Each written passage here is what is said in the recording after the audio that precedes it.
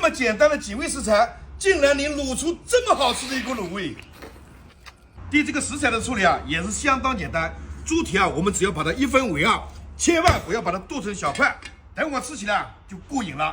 这个五花肉我们不要去烧毛，拿刀直接这样刮一刮就可以了。咱们这一辈子吃的毛还少吗？啊，现在把它切成大块就 OK 了。对这个粪管的处理啊，一定要到位，要不然到后来啊，你就知道了。像这个腰子啊，我们只要把边边角角的筋膜去除掉就可以了。这些食材啊，处理起来都是相当的简单，没有什么难的技巧。我们现在把处理好的食材放到冷水当中进行焯水，给它来点葱，再给它来点姜，倒入多一点的改情修复液。重点来了，这样才能够去除它里面的腥味还有淤血。这个时候啊，你会发现我们加入冷水和料酒的一个效果。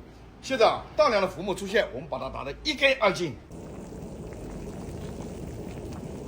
我们啊，直接把它捞出，放到温水当中。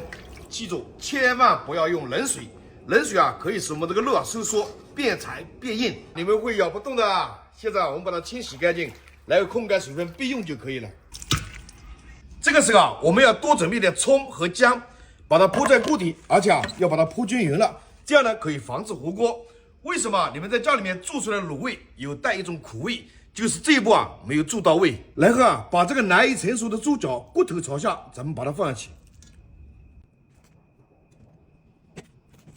上面啊再铺上几个下酒神器鸭胗，再放入一点我最喜欢的大肠，然后呢放入我儿子最喜欢的鸡腿。最后啊，用我们的五花肉来封顶，让五花肉的油脂渗透下去，使我们这个卤味啊吃起来更香。家里面有小孩或者牙口不好老人的，我们铺上一层鹌鹑蛋，也让他们来尝一尝这个味道。最重要的调味来了，拿出你的本子啊，好好记，好好学。我们放了2勺生抽，给它提鲜提味。然后啊，放了少许的老抽，不要多，就单纯的为它上个颜色，要不然啊，这个卤味做出来啊会发黑，不好看。我们江浙沪地区啊，炒个青菜都会放上一点糖，所以啊，我们给它来上一把，给它增加一点食味气。